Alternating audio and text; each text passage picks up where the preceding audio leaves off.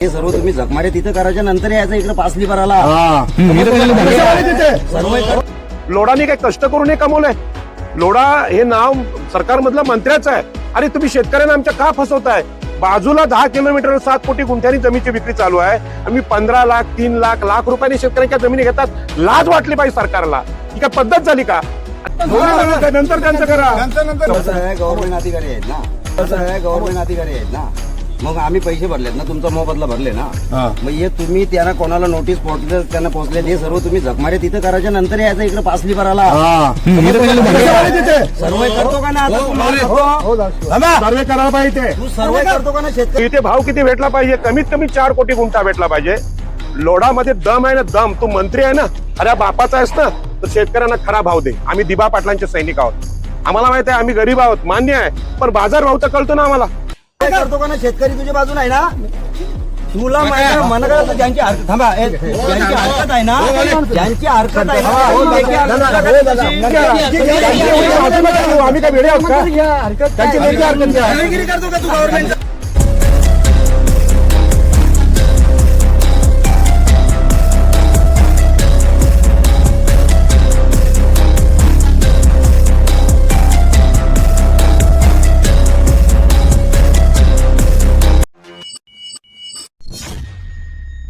ते सगळं संपूर्ण या जागेचा शेतकरी मी बबन अप्पा पाटील, मुक्काम ब्राह्मण करवले. ही माझी वहिवाटीची जागा, वाडवडिलांची जागा. मी इथे भाजीपाला करायचो, शेती लावायचो, या सगळ्या गोष्टी करायचो. आणि काही दिवसापूर्वी पोलिसांच्या बंदोबस्त ही जागा मला या जागेतून बाहेर काढला आणि ही जागा लोढा कंपनीने कब्जा केला. बंदोबस्त करून आणून हा सगळा कंपाऊंड टाकला. पण आज राजाराम पाटील यांच्या अध्यक्षतेखाली आणि आम्ही सर्वेला अर्ज पण केला होता. त्या सर्वेला अर्जाने आम्हाला 16 तारीख दिली होती. 16 तारीख दिल्यानंतर ते आले. राजाराम पाटलांच्या अध्यक्षतेखाली समजा ही मला या जागेचा कब्जा मिळाला आणि हे सर्वे पण माझे व्यवस्थित झालं. धन्यवाद. नाही बरं, इथे काय आहे, आता तिथे अधिकारी आहेत लोढाचे, त्यांचं असं म्हणणं होतं की त्यांचं ऑब्जेक्शन या सगळ्या गोष्टीला. त्यांचा ऑब्जेक्शन अशासाठी होता की तुम्ही स्वतः तिथे हा ताबा त्यांना दिले असं त्यांचं म्हणणं आहे. म्हणजे तुम्हीच ताबा दिलेला असं त्यांचं म्हणणं होतं. आणि आता परत तुम्ही या इथे सांगता की नाही तुम्ही ताबा दिलेच नाही. नक्की खरी गोष्ट हे सगळं खोटी वस्तुस्थिती आहे. जर मी त्यांना 2014 जर ताबा दिला असता तर त्या लोकांनी हा कंपाऊंड आता या 15 दिवसापूर्वी का घातला? कारण दोन्ही साईडला त्यांच्या जागेवर त्यांनी कंपाऊंड घातलेला, इकडे कंपाऊंड घातलेला. ही जागा माझी मोकळी होती, मी माझी शेती वगैरे करायचो इथे. मग त्यावेळी मला हाकलायचं होतं इथून त्यांनी. आता तुम्हाला जायला रस्ता होता का सध्या? रस्ता नाही, सगळं बंदोबस्त मला ऍक्च्युअल बाहेर काढला पोलीस बंदोबस्त आणून या जागेतून. आज तुम्ही पोलीस प्रोटेक्शन मागितलं होतं ना? पोलीस बंदोबस्त पाठवला पण त्यांनी दिला नाही, नाकारला मला. आणि कसं आज नाकारला तुम्हाला कसं समजलं? आता नाकारला म्हणजे पोलीस लोक आले नाही, मी अर्ज करून सुद्धा. आता आलेले ते समोर पोलीस दिसतात ना? नाही, ते मी 112चा फोन करून हे लोक लोढा कंपनीचे लोक दादागिरी करत होते, गुंडगिरी करत होते, म्हणून मी त्यांना फोन केला आणि इकडे बोलवून घेतलं त्यांना. त्या जागेचा सर्वे नंबर काय? 67, सर्वे नंबर 67. याचा पोट हिस्सा झालेला नाही. मग त्यांचं म्हणणं झालं टेलर रिपोर्ट आहे ना त्यांच्या? हा, टेलर रिपोर्ट असे किती हजारो बनवू शकतात, कारण त्याच्या हातात सगळं पोलीस स्टेशन वगैरे सगळं आहे ना, ते सगळं अभिलेख. पण जर पोट हिस्सा झाला असता तर आता सर्वे तुमच्या समोर सांगितलं काय टेलर पोस्ट हिस्सा झालेला नाही म्हणून. तर त्यांचं म्हणणं की झालेलं आहे. त्यांचं म्हणणं झालं ते बोलतात ही जागा पण खरेदी आम्ही केलेली आहे असं तर आता पण बोलतात. ते ही जागा पण बोलतात आमचीच आहे, आम्ही घेतलेली जागा. मग जर तुम्ही जागा घेतलेली असेल तर तुम्ही आज पण तुमचं कंपाऊंड काढा, मला का शेती करून दिली? आता तुम्हाला शेवटची शेती या ठिकाणी कधी केली होती? आतापर्यंत, काल परवापर्यंत. म्हणजे आता हा पावसाळा असतो ना, पावसाळ्यात शेती करतो आणि त्यांनी इकडचं माती उचलून या शेती माझी संपून टाकली त्यांनी. ते कंपनीचं बांधकाम चालू आहे, कोणाच्या जागेत आहे ते जागा? आता या अर्ध्या जागा माझ्याच आहे, बाकी ते त्यांनी घेतलेली लोढांनी पहिले. राम पाटील विकली त्यांना? हा, ती त्यांना विकलेली? हा, राम पाटीलने उसडण्यावाल्यांनी विकलेली आहे ती जागा. पण या अर्ध्या याच्या माझ्या इकडं हे माझ्या कंपनीची जागा तुमच्या ताब्यात आहे, तुमची आहे असं हा. म्हणणं आहे. जबरदस्ती ज्या वेळेला या ठिकाणी अतिक्रमण सुरू होतं किंवा बांधकाम सुरू होतं त्यासाठी तुम्ही तक्रार वगैरे कुठे केली होती का? तेव्हा केली होती, कोणाला केलेली? ही लाईन पोलीस स्टेशनला. फक्त याला मी महसूल खात्याला नाही केली आणि ते हे पत्र मी उद्योग मंत्र्यांना पण दिलेलं आहे. तर आता तुमचं असं म्हणणं आहे की जबरदस्तीने कंपाऊंड बांधला, बरोबर? त्यावेळी तुम्ही तक्रार केली होत्या का कोणाला? पोलीस स्टेशन ही लाईनला केलं होतं फक्त. हा महसुली विषय ना? हा, महसूल मंत्र्यांना नाही, महसूल खात्याला नाही केलेलं. महसूल मंत्र्यांना केले तुम्ही, आता त्यांचा विषय. आता काय हा जास्त कायदे आपल्याला माहित नसले शेतकऱ्यांना, त्याच्यामुळे आपण नाही केलं. कायदा माहित नसतो असं कायदा मानत नाही ना, कायदा माहिती हा, असाच ते गृहीत ठीक आहे. धरला जातो. तरी पण माझी जागा माझ्या जागेत आहे, माझ्या कब्जात आहे, सगळं आहे. त्यांनी जबरदस्ती आणून इथे त्या दिवशी बंदोबस्त आणून हे सगळं केलेलं कंपाऊंड. आता एक 10 दिवसापूर्वीची गोष्ट, ही जागा मोकळी होती, मी शेती करायचो. तिथे बाजूला एक बाहेर कंपाऊंड होता, ते तोडला ना? तो गुडचणीमध्ये त्यांनी घातलेला होता. हा. ते चोरी पकडली, आम्ही त्या दिवशी हे केलं, तेव्हा तो तोडून त्यांनी आता पुढे घेतलेला. मग तो कधी बांधला, कधी होता तो कंपाऊंड? तो गेल्या वर्षी बांधलेला होता.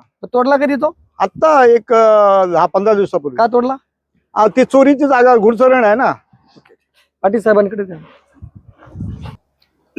पाटील साहेब, तुम्ही इथे जेव्हा आला तेव्हा खूप मोठा संघर्ष चालू असलेला तुम्हाला दिसला, की कंपनीच्या लोकांचं म्हणणं होतं की ही बाबा आमची जागा आहे आणि यासाठी ताबा स्वतः शेतकऱ्यांनी दिलेला आहे आम्हाला, असं ते कंपनीची लोक म्हणत होती.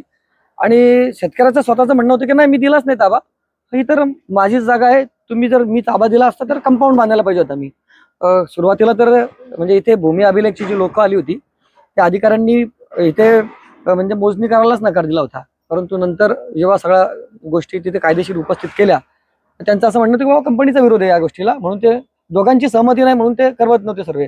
आणि नंतर मात्र तुम्ही तिथल्या वरिष्ठ अधिकाऱ्यांशी बोलले आणि सर्वे झाला. आता फायनल काय झालं सगळं मला सांगा, आणि थोडक्यात ह्या सगळ्या प्रकरणाकडे तुम्ही कसं बघता शेतकरी नेते म्हणून? कसं आहे बघा, की आपल्या शेतकऱ्यांना हे माहित नाही की वहिवाट असते जमिनी शेतकऱ्याची, ती महत्वाची असते. सातबाऱ्याने जमिनीचा मालक होता येत नाही असं सुप्रीम कोर्टाचे निकाल आहेत. आता हे शेतकरी सांगतात हे झाड माझं आहे, जमीन माझी आहे, त्याचं कुणी ऐकायला तयार नाही.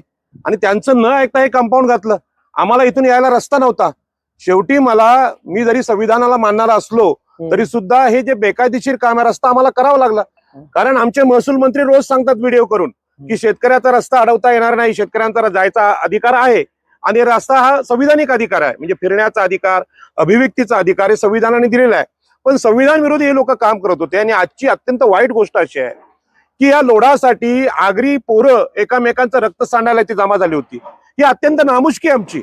दिबा पाटील साहेब गेल्यानंतर अशी वेळ कधी आली नव्हती की या लोढासाठी लढणारे आमच्या आगरी पोरं पगारासाठी एकमेकाला मारायला निघतात. आणि म्हणून आम्ही लोढाच्या लोकांना विनंती केली की आमच्या डोळ्यासमोर आमच्या पोरांना मारलेलं आम्हाला बघायचं नाही, एकमेकांसाठी लढतात, तुम्ही का बघता हे खेळ, म्हणजे गंमत का बघता? आणि पोलिसांनी पण ही दखल घेतली पाहिजे की अशा वादग्रस्त प्रसंगी संरक्षण दिलं पाहिजे.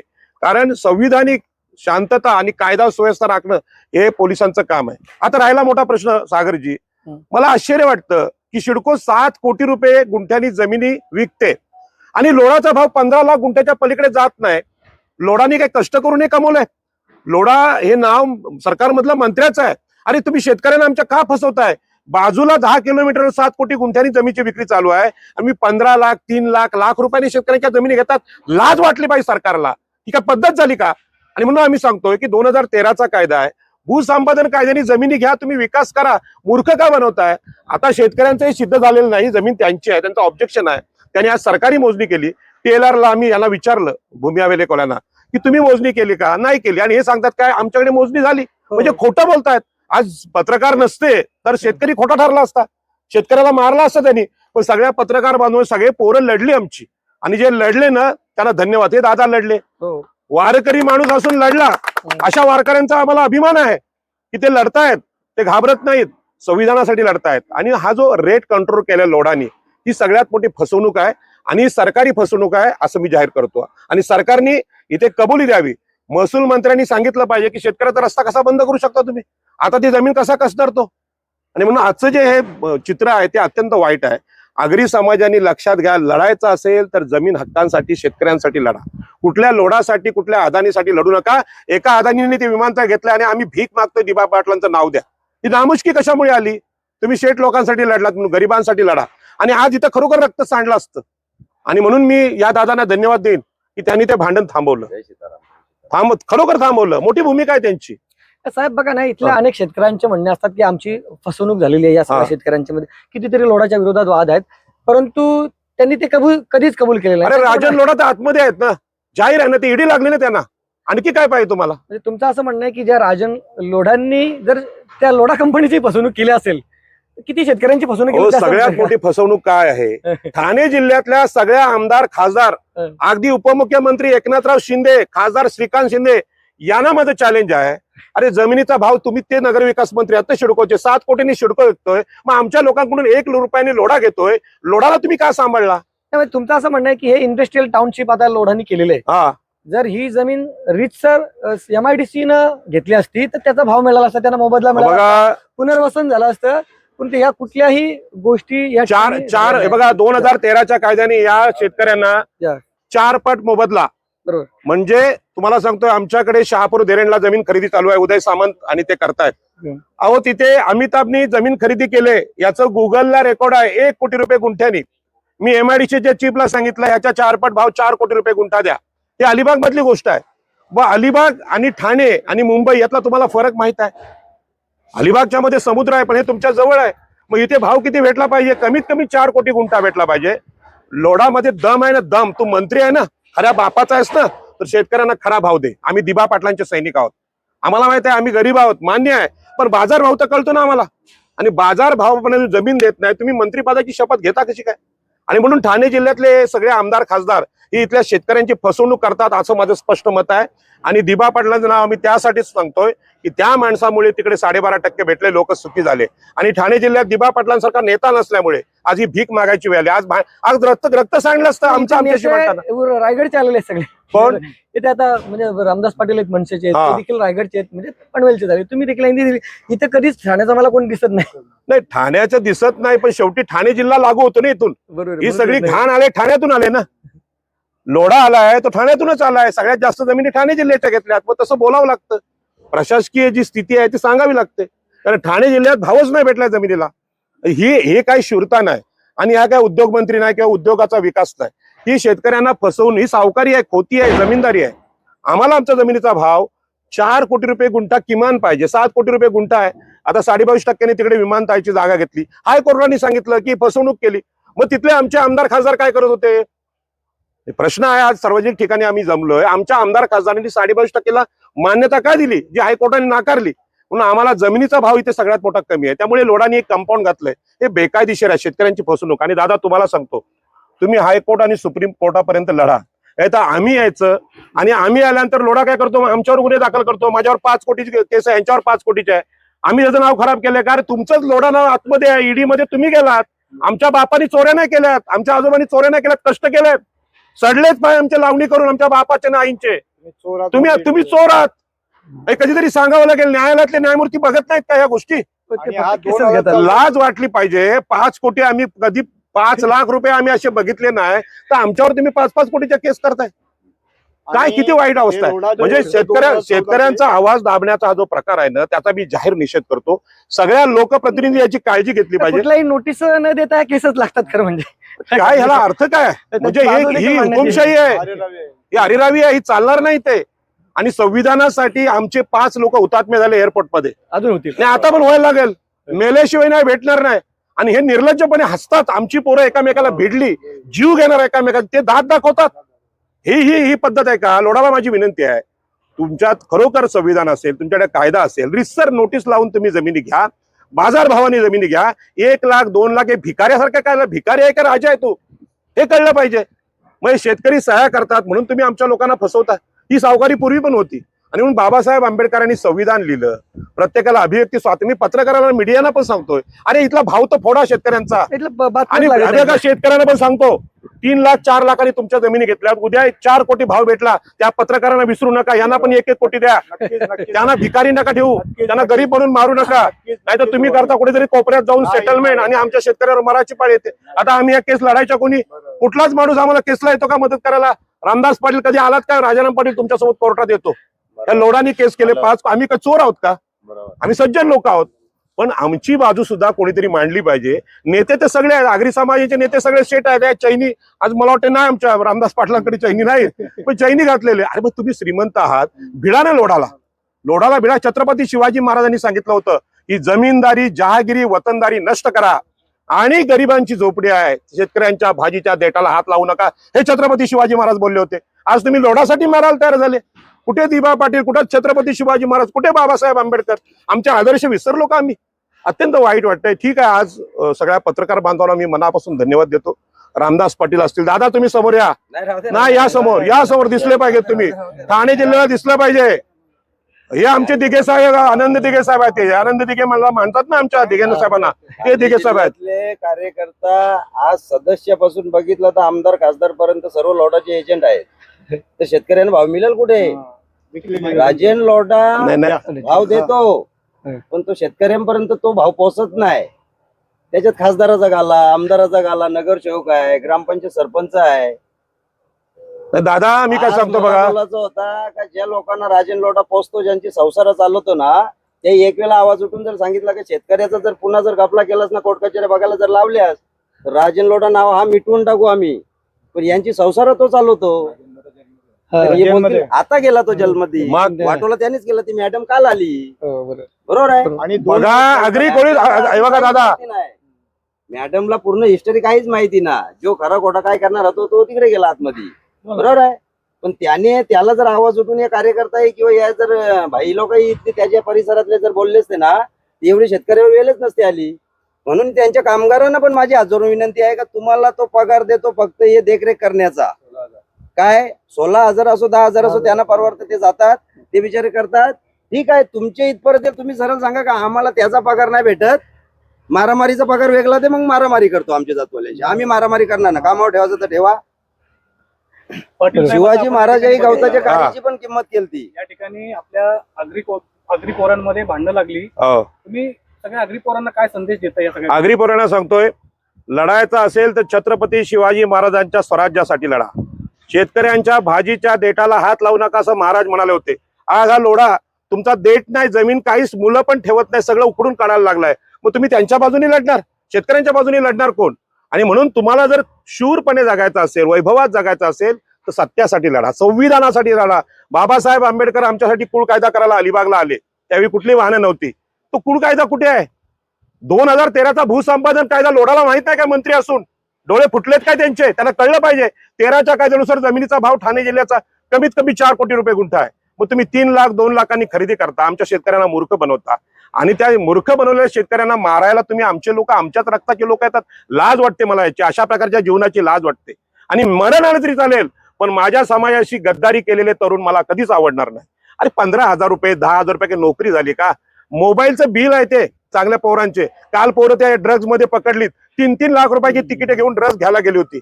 काय किती वाईट अवस्था समाजाची. नाही विकताना त्याच्यात भाजीपाला केला तर 50,000 प्रश्नच नाही. आणि ही नामुष्की आग्र्याने सोडली पाहिजे, म्हणजे आगरी समाजाला विनंती आहे. छत्रपती शिवाजी महाराजांना ज्यांनी संरक्षण दिलं, राजधानी महाराजांनी इथे आणले, ते महाराजांचे आम्ही लढाऊ सैनिक आहोत. आम्ही लाचार आणि गुलाम आणि दलाल आणि भडवे नाहीत, आम्ही लढाऊ लोक आहेत. आणि म्हणून लढायला समोर या. हे काय चाललंय? संविधानाचा आग्रह धरतोय आम्ही पोलीस अधिकाऱ्यांना की संविधानिक पद्धतीने व्हावा. आणि त्या मी अभिनंदन करेन येथल्या ठाणे जिल्ह्याच्या भूमी अभिलेख विभागाचे, त्यांनी आमची विनंती मान्य केली आणि आज मोजणी झाली. म्हणजे शेतकऱ्यांचा अधिकार इथे आहे आणि याचं श्रेय मी लोकनेते दिबा पाटलांच्या विचारांना देतोय. आमच्याकडे काय हो, गरीब आहोत आम्ही, सकाळपासून जेवलो नाही, काय कोण आम्हाला देते का? पण लढाईची इच्छा कायम आहे. जीव गेला तरी चालेल या भूमीसाठी, या भूमीसाठी रक्त सांडलं तर चालेल. 2000 वर्ष आम्ही ही भूमी टिकवून ठेवलंय, ठाणे आणि रायगडची. कुठल्या महाराष्ट्राला माहित नाही. पोर्तुगीज आले, इंग्रज आले, लोढा क्या बात आहे? लोढा कोण आलेला आहे? आम्ही लढू. आम्ही काय लोकांवर अन्याय नाही करत. तुम्ही जमिनीचा भाव मोजा आणि घ्या ना जमिनी, कायदेशीर घ्या. पण लोकांचे आक्षेप असतील, शंका असतील तर या जमिनीला हात लावू देणार नाही. मग जीव गेला तरी बेहत्तर. धन्यवाद. हे मामा आहेत माझे सख्खे. अनेक लोकांच्या वर जेव्हा अन्याय होतो तेव्हा तुमच्यासारखी म्हणजे मंडळी जे राजकारणात आहेत ते जातात, आणि जेव्हा घरच्यावरच असा अन्याय होतो, मामांवरच अन्याय होतो, तेव्हा तुमची काय भावना होती? आता आपण बघितलं असेल, याच्या अगोदर देखील आम्ही न्यूज दिल्या होत्या. हं. खरी पहिली गोष्ट तुम्हाला सांगू इच्छितो की हा सर्व या शेतकऱ्यांचा लोढाबद्दल जो घेतलेला एक लढा आहे त्याचा आज विजय झालेला आहे. का तर तुम्ही याचं उदाहरण मी देतो तुम्हाला. ही बाजूची भिंत बघाल तुम्ही, जवळजवळ 30-25 एकर जी जागा आहे ती भिंत आज लोढाला का तोडावं लागली?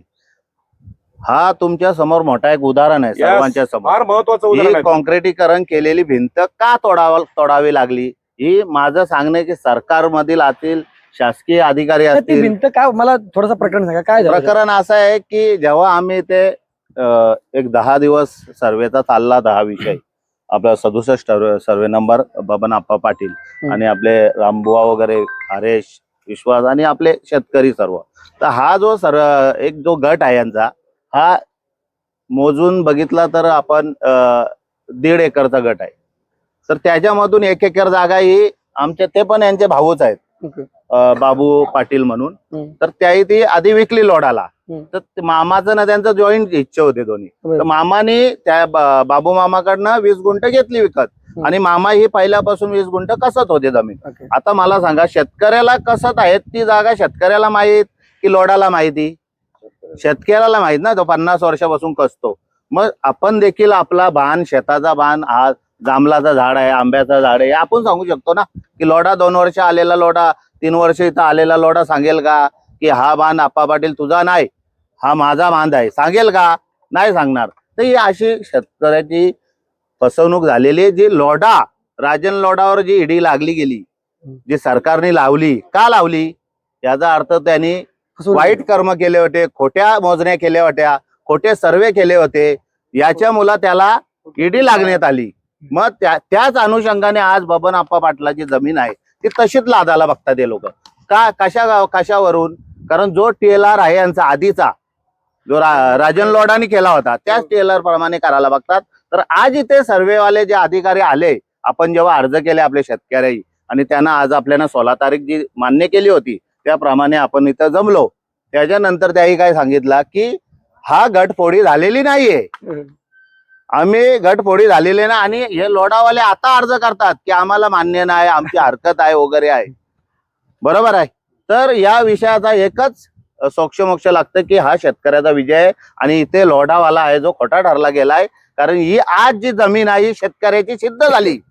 तुमच्या सर्व संपादक असतील, सर्व पत्रकार, सर्व आपले नागरिक, गावकरी लोक यांच्या समक्ष सिद्ध झाले ना आज की ही जी जमीन आहे ही शेतकऱ्याच्या बाजून निघाली. मग कुठंतरी या गोष्टीचा सर्व या नागरिकाला, आजूबाजूच्या परिसरातील जे आम्ही बोलते आमदार, खासदार, नगरसेवक, ग्रामपंचायत सरपंच असतील, याही आता याच्यामध्ये लढ्याला उतरायला पाहिजे. जर याच्या पुढे जर झालं नाही असं, तर आमचा शेतकरी ते आमरण उपोषणाला बसणार, आणि त्याच्या सोबत आम्ही सर्व आहोत. असं नाही की एक जाणार ते दुसरा येणार नाही. आजचा शेतकरी ते ठाम मानून बसणार जोपर्यंत त्याला न्याय मिळत नाही. आम्ही ही जागा काय सोडणार नाही. आणि ही जी लोडाला अडताला असेल तर शेतकऱ्याच्या घरी लोडाने यावा आणि त्याच्याशी चर्चा करावी, तरच हा शेतकरी हे त्याच्याशी बसून, किंवा त्यांना जर विकायचे असतील विकतील, नाहीतर जागेवर शेती करायची पुन्हा आम्ही वांगी टांबाटी लावू. आम्हाला सवय आहे ती नांगर धरू शेती लावू.